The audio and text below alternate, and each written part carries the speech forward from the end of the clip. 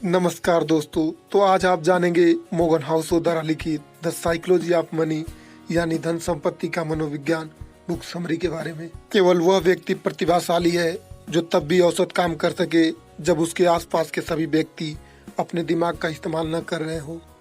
पैसों के मामले में सफल होने के लिए जरूरी नहीं कि आप कितना जानते हैं, बल्कि यह मायने रखता है कि आप उसके साथ कैसे व्यवहार करते हैं, उसका कैसे लाभ उठाते हैं। इसे थ्योरी के रूप में सीखना बहुत कठिन है। धन का निवेश, सही जगह और सही समय पर उसका इस्तेमाल, कारोबारी निर्णय, ये सब स्कूल में नहीं पढ़ाए जाते। स्कूल में हमें गणित और अर्थ व्यवस्था के आधार पर पढ़ाया जाता है, तो उसका माने कुछ और ही होता है। जबकि असली ज़िंदगी में हमें डेटा रिसर्च और लोगों से कुछ और ही पता चलता है। जबकि लोग अपने वित्तीय निर्णय खाने के टेबल पर, ड्राइंग रूम या काम करने की जगह पे लेते हैं। दुनिया अस्पष्ट चीज़ों से भरी है जिसे कोई भी कभी भी नहीं देखता। यानी जो कुछ हमारे चारों तरफ साफ साफ हो रहा होता है, अक्सर हमारे दिमाग और नज़र में नहीं चलता। कई बार एक बहुत ही प्रतिभाशाली व्यक्ति जो अपनी इच्छाओं पर नियंत्रण नहीं कर पाता है, वो अपने और अपने परिवार के लिए एक और वित्तीय समस्या हो सकता है। अपना सब कुछ खो सकता है। वही दूसरी ओर बिना वित्तीय शिक्षा वाले सिंपल लोग बहुत अमीर हो सकते हैं। इसके लिए बस आपको व्यवहार और कौशल की आवश्यकता है। अर्थात आप पैसों के साथ जैसा व्यवहार करेंगे, जिस तरह इस्तेमाल करेंगे, उसी तरह लाभ देगा। धन वो नहीं जो आप कमाते हैं, बल्कि वो है जिसे बचा पाते हैं। पैसा कमाना मुश्किल नहीं, उसे सहेज कर रख पाना मुश्किल है। हम लोग अक्सर इसे बिना ज़रूरत के खर्च कर देते हैं। इसके परिणाम गलत होते हैं। आप इस बात को याद रखें कि पैसा उसी के पास रहता है जो उसके साथ अच्छा व्यवहार करता है, यानी उसे बचत करना और सही जगह निवेश करना, और यही समृद्ध जीवन का मूल मंत्र है। हम में से बहुत से लोग हैं जो अपनी सैलरी का इस्तेमाल उन चीज़ों को खरीदने के लिए करते हैं जो वो नहीं चाहते हैं, लेकिन कुछ लोगों को दिखावे के लिए वो ऐसा करते हैं। आज की दुनिया में दो विषय, स्वास्थ्य और धन, सभी पर प्रभाव डालते हैं, चाहे आप उसको पसंद करते हैं या नहीं। हम जानते हैं कि अच्छे स्वास्थ्य के साथ ही अच्छा जीवन जी सकते हैं। इसलिए हेल्थ और फिटनेस एक उद्योग के रूप में फल फूल रहा है। वही दूसरी ओर धन निवेश उद्योग या व्यक्तिगत वित्त की एक अलग ही कहानी है। आज के समय में हमारे खुशी के लिए पैसा क्या करता है या क्या नहीं करता, इसके बारे में हमारे विचार यथार्थवादी नहीं है। और इसका कारण यह है कि हम पैसे के बारे में मनोविज्ञान की तरह, यानी भावनाओं और बारीकियों के साथ नहीं सोचते, बल्कि भौतिक तरीका अपनाते हैं। आपको ब्याज दरों पर अध्ययन करने की ज़रूरत नहीं, आपको लालच और असुरक्षा पर अध्ययन करने की ज़रूरत है। कई बार निवेशक अपने निवेश को सस्ते में इसलिए बेच देते हैं क्योंकि वो अपने परिवार के भविष्य के बारे में सोचते हैं कि कहीं उन्हें खतरे में तो नहीं डाल रहे हैं। ये मान लीजिए कि व्यक्ति पैसों के साथ कुछ मूर्खतापूर्ण व्यवहार जरूर करता है, लेकिन हकीकत में वह मूर्ख नहीं होता। पैसे को लेकर हर व्यक्ति का विचार अलग अलग होता है। ये ऐसा इसलिए है कि सामान्य रूप से प्रेरित अनुभवों के आधार पर होते हुए भी हर व्यक्ति अलग अलग जीवन जीता है। किसी स्प्रेडशीट को पढ़कर आपको शेयर बाजार में आई एक बड़ी गिरावट का एक छोटी सी जानकारी तो मिल सकती है, लेकिन उसे पढ़कर वो एहसास नहीं मिलेंगे जो घर लौटकर अपने बच्चों के चेहरों को देखकर मिलते हैं। आप कोई ऐसी गलती मत कीजिए जिससे उनका भविष्य प्रभावित हो। इतिहास पढ़कर आपको यह महसूस होगा कि आप कुछ समझ रहे हैं, लेकिन जब तक आप उसे जीते नहीं हैं और व्यक्तिगत रूप से उसके परिणामों को महसूस नहीं करते, तब तक आप अपने व्यवहार को बदल नहीं सकते। हम सभी जानते हैं कि ये दुनिया कैसे काम करती है, लेकिन हमने बहुत छोटा सा अनुभव किया है और अभी एक लंबा सफ़र तय करना बाकी है। इकोनॉमी के अनुसार हर निवेशक की रिस्क लेने की क्षमता उसके पर्सनल हिस्ट्री पर निर्भर करती है, न कि उसकी शिक्षा और बुद्धि पर। सिर्फ उसका भाग्य और परिस्थिति है कि वो कब और कहाँ पैदा हुआ था। इससे यह होता है कि वो अपने संपत्ति के साथ क्या करेगा। आप अपने भाग्य और रिस्क को अगर बराबर मान देंगे तो आपको पता चलेगा कि वित्तीय सफलता चाहे वो आपकी हो या दूसरों की, वो कभी इतनी अच्छी या बुरी नहीं होती जितना हमें नज़र आती है। भाग्य क्या है कौशल क्या है और जोखिम क्या है, यह हल करना आसान नहीं है। लेकिन दो चीज़ें आपको बेहतर दिशा की ओर ले जा सकती हैं। वो हमेशा ध्यान रहे कि आप किसकी प्रशंसा करते हैं और वैसा बने, और सावधान रहे कि आप किसे नीचा देखते हैं और उनके जैसा बनने से बचना चाहते हैं। जब सब कुछ अच्छा चल रहा होता है तो यह जान ले कि ये उतना अच्छा नहीं है जितना आप सोचते हैं। दूसरी ओर अगर सब गलत हो रहा हो तब भी ऐसी ही सोच रखे कि कुछ भी उतना गलत नहीं होता जितना लगता है। पैसा अक्सर बड़ी कीमत चुकाने पर मिलता है। पैसे ने अभी तक इंसान को न खुश किया है ना ही करेगा। मनुष्य के पास जितना अधिक होता है वह उतना ही अधिक चाहता है। एक सुखी जीवन जीने के लिए हम क्या चाहते हैं, वो कितना पैसा हो जो हमारे लिए काफ़ी हो। हमें किस हद तक कमाना चाहिए, अपने लिए बनाए गए लक्ष्य को हासिल करें, न कि उसे आगे बढ़ाते रहें। हर परिणाम पर अपनी इच्छाएं बढ़ाते जाएंगे तो कितना भी कोशिश करें हमेशा आप असंतुष्ट महसूस करेंगे। सामाजिक तुलना में चाहे आप कितना पैसा कमा ले, किसी न किसी से कम ही होगा। सामाजिक तुलना से निकलने का एक तरीका है कि आप स्वीकार करें कि आपके पास जितना भी है पर्याप्त है, भले ही वो आसपास के लोगों से कम क्यों न हो। कब आपके पास काफ़ी धन है ये केवल आप ही तय कर सकते हैं। जीवन में कुछ चीज़ें अमूल्य हैं, जैसे आपकी प्रतिष्ठा, स्वतंत्रता, परिवार, दोस्त, खुशी, अपनों का प्रेम और स्नेह, जिन्हें आप पैसों से नहीं तौल सकते। आप इनको संजोए रखने के लिए कभी भी गलत कदम न उठाएं जिससे आपको और उन्हें नुकसान हो। खर्च करने के बाद जो बचता है उसे मत बचाओ, बल्कि बचत करने के बाद जो बचता है उसे खर्च करो। इस एक वाक्य में खर्च और बचत का पूरा गणित छुपा है। जो चीज़ जल्दी से हासिल होती है वो लंबे समय तक नहीं टिक पाती। धीरे धीरे पर लंबे समय तक जोड़ा गया निवेश बहुत ही अच्छा रिटर्न अर्जित करने में सफल रहता है। अमीर बने रहने का एक ही तरीका है, कम खर्च करें और मन में ये डर भर लें कि ये कभी भी खत्म हो सकता है। निवेश, व्यापार और वित्तीय संबंधी क्षेत्र में निवेशक हर वक्त अच्छे और सही निर्णय ले ही नहीं सकते, चाहे वे कितने भी प्रभावशाली व्यक्ति क्यों न हो, क्योंकि उसके मन में कई बार खराब विचार आ ही जाते हैं। इसलिए ज़रूरी है कि आप सही होते हैं तो कितना पैसा कमाते हैं, और जब आप गलत होते हैं तो कितना पैसे खो देते हैं। आप आधा समय गलत हो सकते हैं और फिर भी भाग्य बना सकते हैं। धन का सबसे अच्छा स्वरूप ये कहने में है कि मैं आज जो चाहूँ कर सकता हूँ। कुछ भी कर सकने की आज़ादी। लोग खुद को खुश रखने के लिए अमीर बनना चाहते हैं। खुशी एक कठिन विषय है क्योंकि हर व्यक्ति अलग है और उनकी खुशियाँ भी अलग है। लेकिन सभी को खुश रखने के लिए एक कॉमन विषय चाहिए, वो यह है कि अपने जीवन को काबू में करना चाहते हैं। जो आप चाहते हैं, जब आप चाहते हैं, जिसके साथ आप चाहते हैं, जब तक आप चाहते हैं, करने की क्षमता अमूल्य है। यही आपकी कमाई का सबसे बड़ा डिविडेंड है। आपके जीवन पर खुद का नियंत्रण किसी भी चीज़ से बेहतर है, चाहे वो आपकी अधिक से अधिक सैलरी हो, या आपके घर का आकार, या आपकी नौकरी की प्रतिष्ठा। आप अपने पैसे कमाने के लिए क्या करते हैं वो ज़्यादा महत्वपूर्ण है, बल्कि ये नहीं कि आप कितना पैसा कमाते हैं। आपका काम कम घंटों का हो लेकिन ऐसा लगता है कि आप 24 घंटे 7 दिन काम करते रहते हैं। इसलिए कहते हैं कि अपने समय पर नियंत्रण होना सबसे बड़ा लाभ है।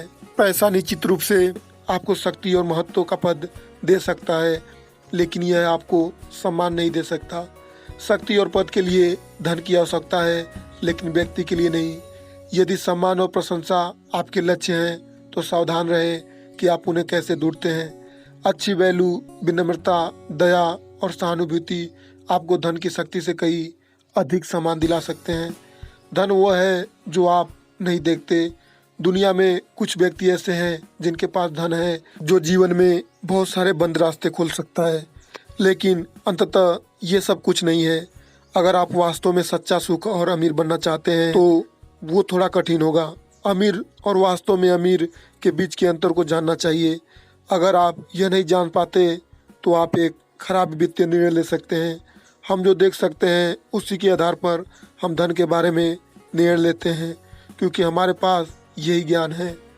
हम लोगों के बैंक खाते या ब्रोकर्स स्टेटमेंट नहीं देख सकते, इसलिए वित्तीय सफलता का आकलन करने के लिए बाहरी दिखावे पर भरोसा करते हैं। लेकिन सच तो यह है कि धन वो है जो आप नहीं देखते।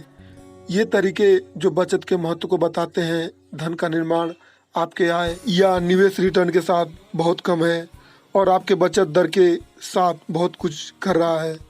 आप उच्च आय के बिना धन का निर्माण कर सकते हैं, लेकिन उच्च बचत दर के बिना यह नहीं कर सकते। धन का मूल्य आपकी आवश्यकता के अनुसार होता है। आपके पैसे की क्षमता आपके द्वारा अर्जित धन से अधिक महत्वपूर्ण है। कम पैसे में खुश रहना सीखना आपके पास जो है और आप जो चाहते हैं उसके बीच एक अंतर पैदा करता है। अपनी तनख्वाह बढ़ाने से मिलने वाली अंतर के समान, लेकिन आपके नियंत्रण में। एक उच्च बचत दर का मतलब है आप जितना खर्च कर सकते हैं उससे कम खर्च करना, और कम खर्च होने का मतलब है अगर आप अधिक खर्च करते हैं तो आपकी बचत तुलना में आगे बढ़ जाती है। आय के एक निश्चित स्तर के बाद आपकी ज़रूरतें आपके आत्ममूल्य के बराबर हैं। एक बार जब आप भोजन, कपड़े, आश्रय जैसी अपनी बुनियादी आवश्यकताओं को पूरा करने के लिए पर्याप्त कमाते हैं, यदि आप दूसरे लोगों को दिखाने के लिए खर्च करते हैं तो आपका पैसा कम हो जाएगा। अपने बचत बढ़ाने के सबसे शक्तिशाली तरीकों में से एक है अपनी आय नहीं बढ़ाना। यह अपनी विनम्रता के बढ़ाने के लिए ज़रूरी है।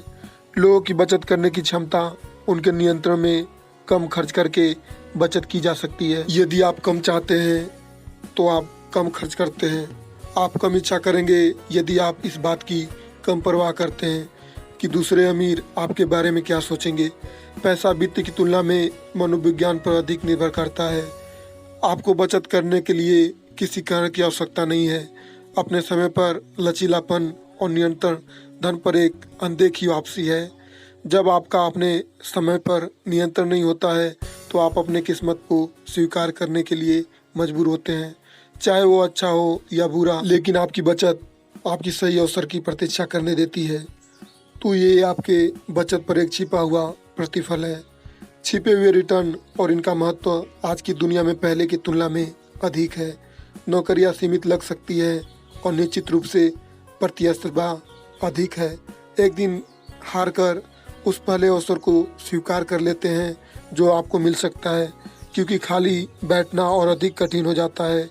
और चूँकि अपने समय और विकल्पों पर और अधिक नियंत्रण रखना दुनिया की सबसे मूल्यवान मुद्राओं में से एक बन रहा है, इसलिए आप ऐसा कर सकते हैं और आपको ऐसा करके पैसा बनाना चाहिए। जब आप निवेश के बारे में बात करते हैं तो कई लोग हो सकते हैं जो निवेश, वित्तीय सलाह और चक्रवृद्धि के बारे में ज्ञान बांटे, लेकिन सच तो यह है कि इसमें हमेशा जोखिम का एक तत्व शामिल होगा। आपके पास लाभ प्राप्त करने का फुल प्रूफ और आर्सेनल फार्मूला नहीं हो सकता। अर्थव्यवस्था और शेयर बाजार आगे कहाँ जा रहे हैं इसके बारे में अधिकांश पूर्वानुमान भयानक है, लेकिन पूर्वानुमान लगाना उचित है।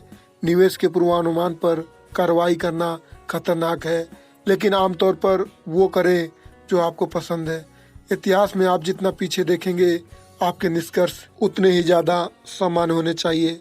सामान्य चीज़ें लालच, भय के साथ संबंध और तनाव में वे कैसे व्यवहार करते हैं, प्रोत्साहन के प्रति वे कैसी प्रतिक्रिया करते हैं, समय के साथ कैसे स्थिर होते हैं। लेकिन विशिष्ट रुझान, विशिष्ट व्यापार, विशिष्ट क्षेत्र, बाजारों के बारे में विशिष्ट कारण, संबंध और लोगों को अपने पैसे के साथ साथ क्या करना चाहिए, ये हमेशा प्रगति के विकास का एक उदाहरण है। इतिहासकार भविष्यवक्ता नहीं है, तो सवाल यह है कि हमें कैसे सोचना चाहिए और भविष्य की योजना कैसे बनानी चाहिए। त्रुटियों की सराहना नहीं की जाती, बल्कि इसे गलत समझा जाता है। कुछ वित्तीय योजनाओं जो केवल जाने माने जोखिमों के लिए तैयार होती है, और हमें उतना मार्जिन हमेशा होता है कि वास्तविक दुनिया में सर्वाइव कर सके, क्योंकि हर योजना का सबसे महत्वपूर्ण हिस्सा है आपकी योजना के अनुसार न होने की योजना बनाना। निराशावाद उम्मीदों को कम करता है, स्वाभाविक परिणामों और उन परिणामों के बीच के खाई को कम करता है जिनके बारे में आप बहुत अच्छा महसूस करते हैं। शायद इसलिए ये इतना मोहक है। चीज़ों को खराब होने की उम्मीद करना सुखद आश्चर्य करने का सबसे अच्छा तरीका है। जब ये नहीं होती है, आशावाद से लगता है कोई आपको कुछ बेच रहा है, लेकिन निराशावाद ऐसा लगता है जैसे कोई आपकी मदद करने की कोशिश कर रहा हो। ये सारे भाव पैसे के प्रति हमारे मनोविज्ञान को दर्शाते हैं। योजना बनाते समय हम इस बात पर ध्यान केंद्रित करते हैं कि हम क्या करना चाहते हैं और क्या कर सकते हैं। दूसरे की योजनाओं और कौशल की उपेक्षा करते हुए जिनके निर्णय हमारे लिए परिणामों को प्रभावित कर सकते हैं। अतीत की व्याख्या करने और भविष्य की भविष्यवाणी करने में हम कौशल की भूमिका पर ध्यान केंद्रित करते हैं और भाग्य की भूमिका की उपेक्षा करते हैं। हम जो जानते हैं उस पर ध्यान केंद्रित करते हैं और जो हम नहीं जानते उसकी उपेक्षा करते हैं, और इसी कारण हमें अपने पर और अधिक विश्वास हो जाता है। पैसे के साथ अच्छे निर्णय लेने के इन बातों को याद रखें। जब चीज़ें सही हो रही हो तो विनम्रता रखें और गलत होने पर क्षमा या करुणा खोजने के लिए उस रास्ते से हट जाएं। भाग्य और जोखिम की शक्ति का सम्मान करें और बेहतर होगा कि उन चीज़ों पर ध्यान दें जिनको आप नियंत्रित कर सकते हैं। आप कितना भी कमा लें, कभी भी बचा नहीं पाएंगे यदि आप आज के मज़े लेने में खर्च करते हैं। तो आपको सबसे अच्छे रिटर्न अर्जित करने और अपनी आय का कुछ प्रतिशत बचाने चाहिए। निवेश में समय ही सबसे बड़ा शक्तिशाली है। इससे छोटी चीज़ें बड़ी हो जाती हैं और बड़ी गलतफहमियां दूर हो जाती हैं। ये भाग्य और जोखिम को बेअसर नहीं कर सकता, लेकिन ये परिणामों को उस ओर ढकेलता है जिसके लोग हकदार हैं। आपको हमेशा व्यक्तिगत निवेश के बजाय अपने पूरे पोर्टफोलियो को देखकर भावना चाहिए कि आपने कैसा प्रदर्शन किया है। व्यक्तिगत निवेश पर ध्यान केंद्रित करें। ये जरूरी नहीं कि आप औरों को कैसे नज़र आते हैं। अपने समय पर नियंत्रण हासिल करने के लिए धन का उपयोग करें। आप जो चाहते हैं, जब चाहते हैं, जिसके साथ चाहते हैं, ठीक वैसा करने की क्षमता जीवन की सबसे बड़ी खुशी है। आप जैसे भी हैं बहुत अच्छे हैं, लेकिन आपके लिए ज़रूरी है सम्मान और प्रशंसा। आपको बचत करने के लिए किसी निवेश कारण की आवश्यकता नहीं है, क्योंकि लोगों को लक्ष्य और इच्छाएं भिन्न भिन्न होती हैं। तो दोस्तों, ऊपर कही गई बातों पर अमल कीजिए, आपको इसका लाभ अवश्य मिलेगा। अगर आपको वीडियो अच्छी लगी है दोस्तों, तो लाइक, शेयर, कमेंट और चैनल को सब्सक्राइब करना न भूलें।